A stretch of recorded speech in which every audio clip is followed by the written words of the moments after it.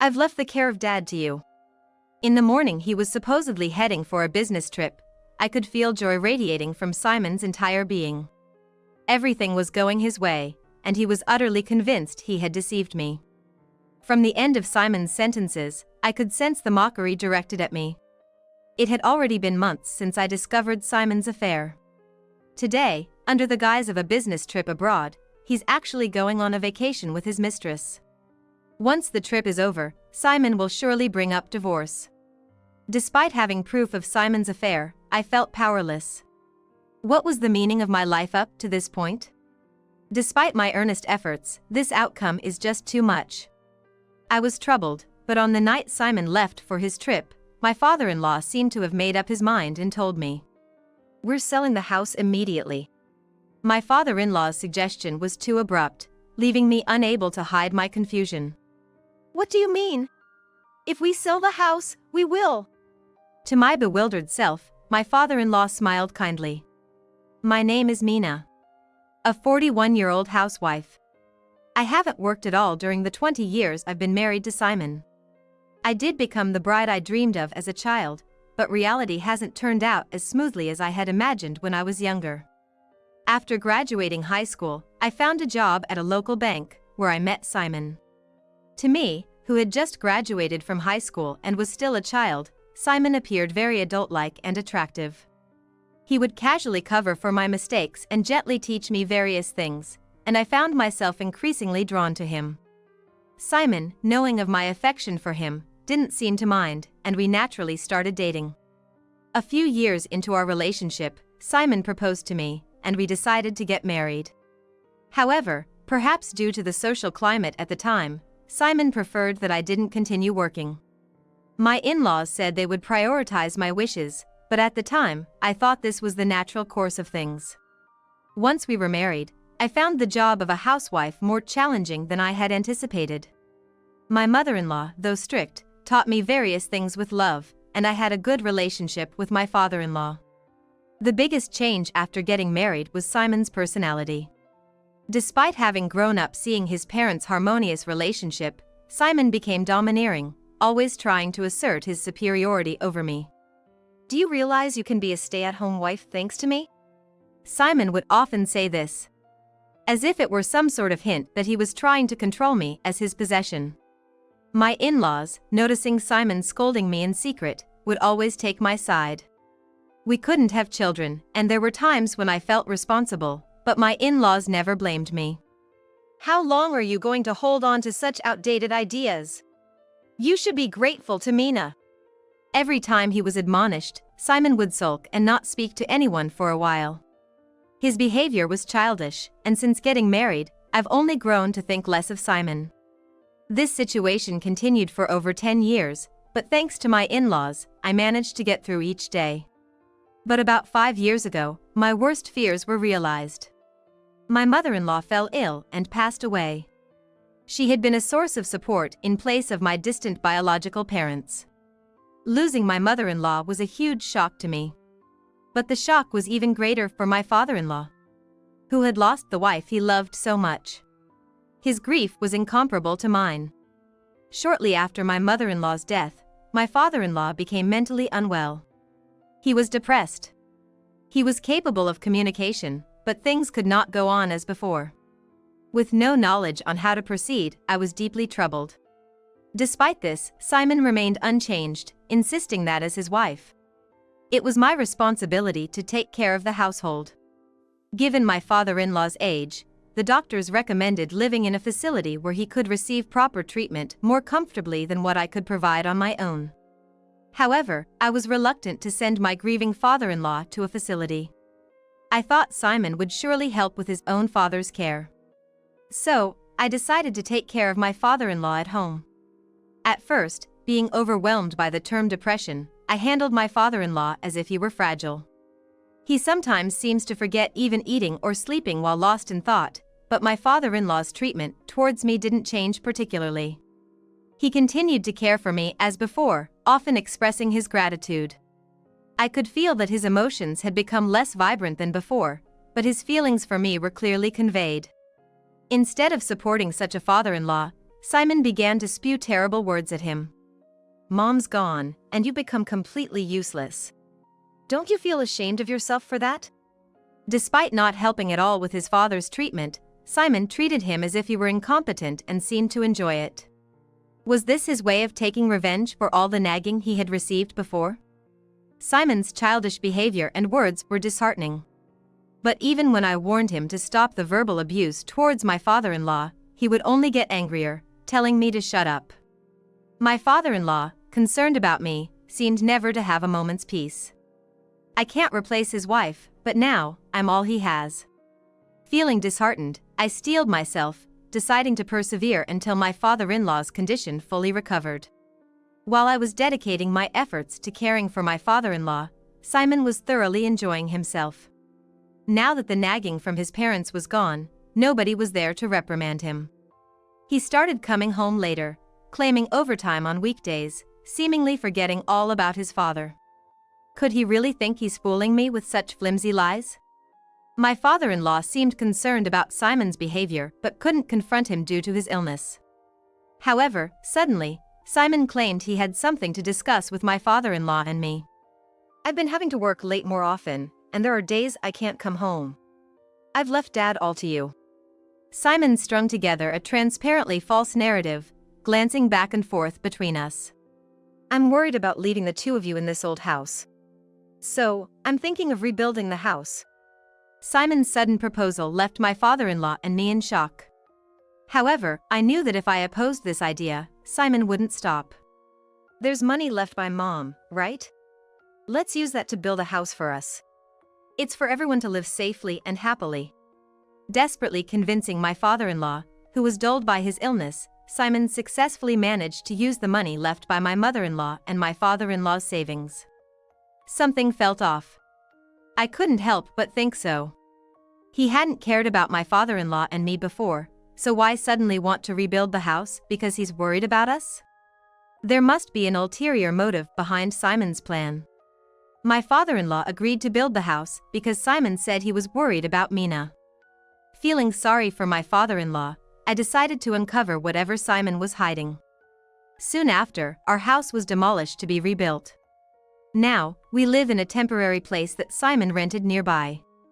Even with the change of residence, Simon's overtime continued, and he came home even less frequently than before. My father-in-law's condition remained the same, but it seemed to be improving slightly. At least, he had recovered enough that I could leave him alone for short periods with peace of mind. One night, after making sure my father-in-law had fallen asleep, I left the house. I was going to check on Simon's overtime. Arriving at Simon's company, I checked the time on my watch. It was 9:15 p.m.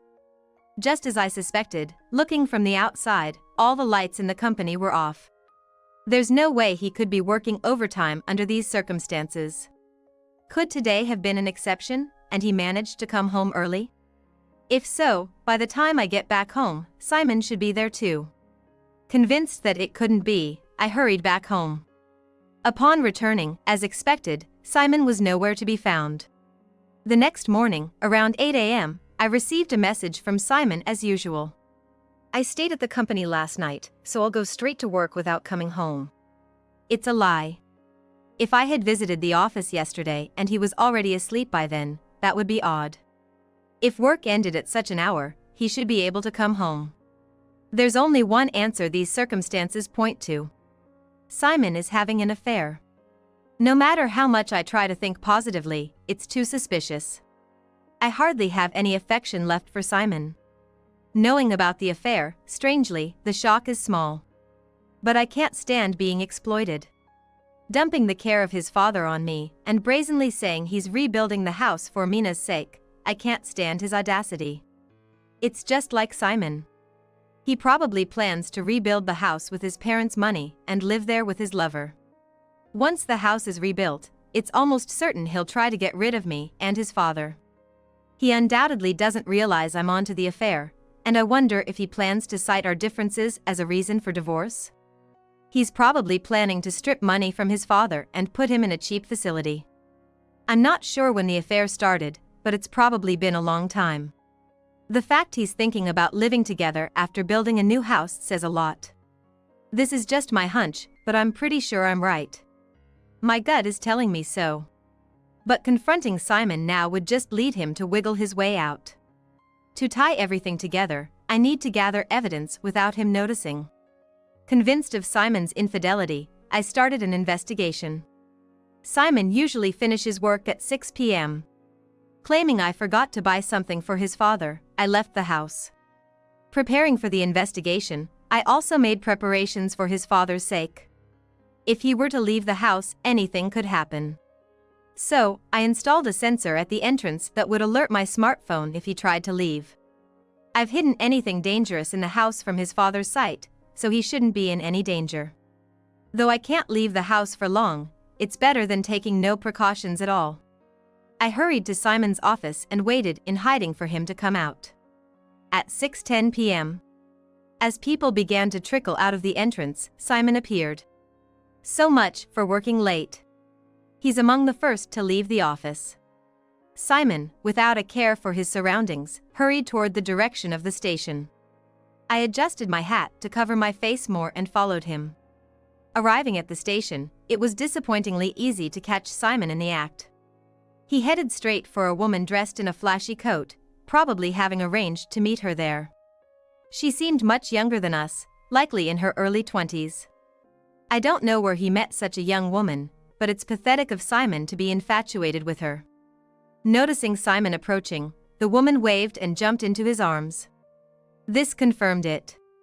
I quickly launched the camera app on my smartphone and captured the moment. The thought of following them further made me nauseous, but I continued. Laughably predictable, they entered a hotel hand in hand. Suppressing my discomfort, I captured the scene again with my smartphone. This should be enough evidence. No matter how Simon tries to act from here on out, these photos will be my trump card. I rushed back home to the waiting presence of his father and we had dinner as if nothing happened. No matter how things turn out, Simon and I are headed for divorce. What will become of his father then? Eating the dinner I made, he said it was delicious and my heart ached unbearably. Exposing Simon's affair, am I betraying his father who has always helped me? Will my accusations endanger his father's position? Since then, I've continued to ponder his father's future, but no answer has come. For both his father and myself to live better. That's all I can hope for now. Months have passed since I uncovered Simon's affair, which continues unabated. Of course, he has no idea that I'm aware of it. Finally, the new house is nearing completion, and I anticipated Simon would make a move soon. My suspicions were confirmed when one day Simon told me he was going on a business trip overseas. This is it. Probably, he intends it to be a honeymoon with his lover. Lying about a business trip, proposing on this trip as a substitute for a honeymoon, and starting a new life in the newly built house. And after returning from abroad, he will likely kick out me and his father. We don't have much time left. I've left the care of Dad to you. In the morning he was supposedly heading for a business trip. I could feel joy radiating from Simon's entire being.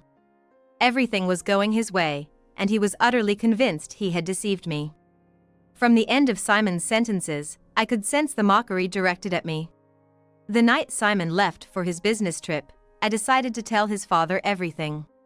This action might worsen his father's condition. But I can't wait any longer. Along with the photos of Simon's affair, I shared all my thoughts with his father. When Simon returns, he will likely bring up divorce, and his father will be put in a facility.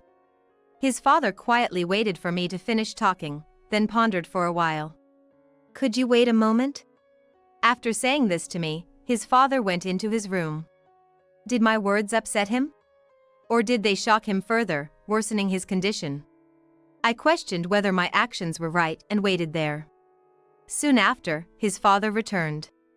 In his hands were a cell phone and some piece of paper. Sitting down in front of me again, he then made a call. Hello, I am the father of Simon, who is under your employment. Is Simon available? His father was calling Simon's workplace. After a brief exchange, his father ended the conversation. I am now certain. Simon has taken a week off. It's not a business trip. Putting down the phone, his father sighed deeply and apologized to me. I never doubted you, Mina. But for what I'm about to do, I need to be sure. I'm truly sorry for what my son has caused. His father apologized repeatedly. Then, he took out a thick envelope filled with documents from a shelf in the living room. It was the envelope containing the contract documents for the new house. We're selling the house immediately, his father muttered while looking at the contract for the new house inside the envelope. It was more like he was convincing himself rather than telling me. It took me a moment to grasp the meaning of his words. Something I had never imagined was about to happen. I could only nod, accepting his father's resolve. In a heavy atmosphere, his father began to explain. A week passed, and Simon returned home. Maintaining the pretense of having gone for work, he exaggerated his fatigue. Surely, he was smug inside, believing he had deceived us. But we were on the same page. Simon believed he was close to moving into the new house and was waiting for the right moment to bring up divorce. He didn't say anything that day, but the next day, after the usual time he returns from work had passed, he came home and started the conversation. Putting on a grave face and sighing repeatedly, he began. I've been thinking for a while, and with trips like this one, it looks like they're going to increase. Just as expected, he intended to use work as a reason for divorce. It's going to be just you taking care of Dad from now on. With all the overtime and us growing apart, it's like we're not even a couple anymore. I think it's best for both of us to get a divorce. Eager to start a new life with his lover, Simon was quick to conclude. I covered my mouth in exaggerated shock, pretending to ponder for a while. After giving it enough time, I finally spoke up. What does your dad say? I haven't told Dad yet, but I plan to manage with a visiting helper. Continuing to play the shocked wife, I accepted Simon's proposal, saying, if this is for the best for both of us. Conveniently, Simon had already prepared the divorce papers, presenting the document with his signature on it to me. I was speechless in disbelief. Tears nearly spilled for a different reason as I signed the divorce papers. I'll submit this tomorrow. Simon nodded contentedly upon receiving the divorce papers, unaware of the worst scenario about to unfold for him. You can stay here a bit longer until you're ready to leave. I'll talk to Dad. Thus, as my father-in-law and I had anticipated, the divorce with Simon was settled. A few days later, Dad! Simon returned home with a pale face after checking on the new house. My house is gone! The house that was supposed to be finished is now just an empty lot. Hearing Simon's panicked voice, his father appeared from the back room. Is there a problem? I asked for it to be done. His father answered with a feigned innocent face. Hearing his father's words, Simon rushed to him, shaking him. Dad! What have you done? It's the illness. You're not in your right mind because of the illness, right? They'll rebuild it if we explain, won't they? Trying to calm himself down, Simon muttered to himself with a pale face. There's no need for that. That house was built by me, and I did it all on my own decision. Now that you and Mina are divorced, we don't need that house, do we? His father remained nonchalant, throwing these words at Simon. Simon, in disbelief, muttered it's a lie, frantically pulling out his smartphone, unsure of what to do next. Then, Simon's phone rang. Sorry, there's a bit of trouble. You might be at the wrong place? Don't worry, I'm on my way. Simon hurriedly ended the call and dashed out of the house. My father-in-law and I exchanged glances and followed him. Simon was surely heading to where the new house had been. The moment of truth was approaching. When we arrived a bit after Simon, as expected, his lover was there. Hey, what's going on? Explain it to me in a way that I can understand. His lover, Anna, still in her flashy attire, was confronting Simon. Unaware of our arrival, Simon was desperately trying to pacify Anna. There's a deep reason for this. I'm not lying. Believe me. Simon pleaded desperately with a pathetic voice. Anna must have been told by Simon that he built the house for them. She felt deceived. After all, their relationship wasn't genuine, they were just using each other. Now that the supposed benefit of a new house for Anna was gone, this outcome was only natural. It was all a lie about the divorce too, right? Enough. Who would want to be with an old man like you? Anna slapped Simon's cheek, crying, and left with the sound of her heels clacking away. Anna! Simon tried to follow her, but stopped at his father's shout. Simon! Enough! His father's voice, rarely raised, echoed through the area. Simon turned back and collapsed on the spot. Though his father's illness wasn't completely cured, his eyes showed a firm resolve, unmistakably scolding his son. Simon, abandoned by his promised wife and having lost his father's trust, was finally hit by reality. Did Anna not love me? Was everything known to Dad and Mina? So the divorce was because of the affair. Where will I live if there's no house? Simon's inner turmoil seemed almost audible. Unable to stand up, he cried, his own questions stirring his mind further. His father looked at him with a cold gaze and said quietly, "This is the result of your own actions. Accept it." With that, his father turned his back and began to walk away. Poor man. But it's what you deserve. After mocking your suffering father and me, who would help you now? Goodbye. Ignoring Simon's plea for help, I hurried to follow his father. Simon's cries lingered behind us. Weeks later, we received a call at my father-in-law's house. It was from a nearby hospital, saying Simon had been found in a local park and was admitted. Without a wallet, he had nothing to eat and was in a dangerous condition. A neighbor found him collapsed in the park and called an ambulance. It was fortunate he was found early. His father repeatedly apologized and expressed gratitude over the phone. Saying we needed to go to the hospital for paperwork, I offered to accompany him. His father said, "It's not your concern anymore, I'm sorry, but I felt guilty leaving it all to him." Upon arriving at the hospital and visiting Simon's room, we found him emaciated on the bed. His hair was disheveled, and his beard was overgrown.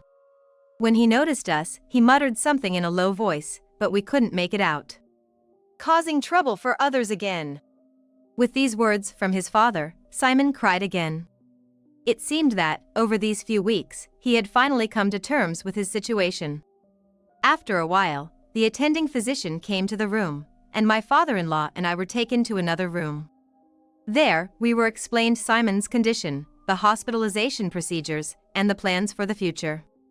It appeared that cold-induced debilitation and malnutrition were the main causes of his collapse, and he would be fine to be discharged in a few days. However, the recent shock had also caused significant emotional damage. Simon had developed the same depression as his father. From the state we had seen Simon in earlier, one could vaguely imagine, but the price Simon had to pay was too steep. Afterwards, his father returned to the room, talked with Simon briefly, then called me over. "Shall we go home?" I nodded silently, and we began our journey back. Seeing his son in such a pitiful state, his father seemed a bit depressed after returning home. Although we both knew we needed to discuss the future, understanding each other's feelings made it hard to broach the subject. Unable to stand the heavy atmosphere, I brewed some coffee and offered it to his father. "Let's talk about the future after taking some rest," I said cheerfully while serving the coffee. Hearing this, his father thanked me lightly and nodded. We both had to endure such painful experiences. I truly resented Simon. The next day, having regained a bit of composure, my father-in-law and I needed to discuss what comes next anew. Regarding his father's health, it was improving more than I had expected. "It's all thanks to you," his father said. While I could never replace his wife, it seems I was able to alleviate his loneliness somewhat. "So, as Simon had planned, I'm thinking of moving into a facility. A very nice one," his father said with a smile, adding that at the end, he wanted a place where he could find companionship and conversation partners to spend his remaining years. When his father showed me the brochure, it was clear it was a very comfortable and impressive facility. "Are you worried about the cost?" His father seemed to read my mind, asking me this.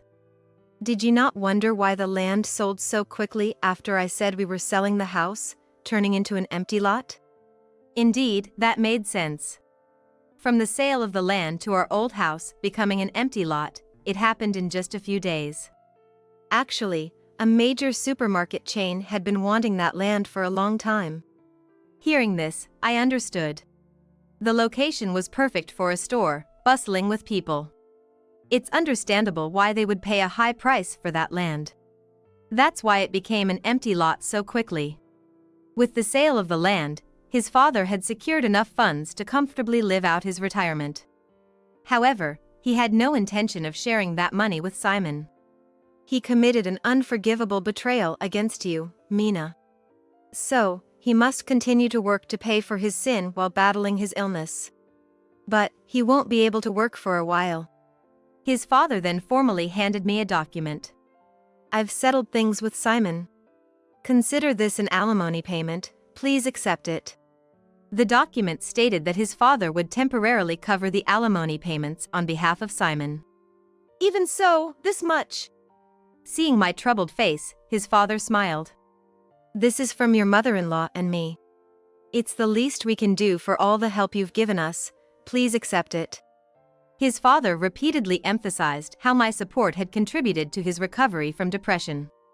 I decided to graciously accept his father's sentiments. Simon has caused you unbearable pain, but you will always be like a daughter to me. If you ever need anything, don't hesitate to contact me. Thus, I left the place where I had lived with his father. Months later, I bought a spacious condo, large enough for me to live alone. With the money I received from his father. Suddenly having so much freedom, I felt restless. Since then, his father has kept in touch, updating me on Simon's situation. The company learned about Simon's infidelity causing our divorce and his subsequent depression, leading to his resignation. Since being discharged, he's rented a rundown place, struggling with his illness while continuing with day labor. Without anyone to help, he faces everything alone daily. Literally, Simon had lost everything. Considering the humiliation I endured, it felt like just deserts. He'll continue to work to pay alimony, bearing the guilt for life. On the other hand, his father's condition has further improved since then. Having companions around probably brightened his spirits. I've come to view Simon and his father separately, so this news was genuinely pleasing. Our relationship might seem a bit unusual to outsiders, but I plan to keep an eye on his father going forward. Having secured sufficient savings, I started focusing on my hobbies. The recipes I posted on social media, especially those old dishes taught by my mother-in-law that I've tweaked, gained popularity among many homemakers. This success led to the publication of several recipe books, enriching my life even more. I haven't felt lonely since the divorce, but recently, I've begun to feel more positive about love. I've started to feel attracted to a man who helped publish my recipe books. Of course, given my past, I'm being very cautious, but I think that's okay. There's no need to rush, I can move at my own pace. No matter the age, it's possible to start new things, even fall in love. Looking back, I often suppressed my feelings. Putting others first led me to neglect myself. I've decided to stop living that way and, from now on, live for myself above all.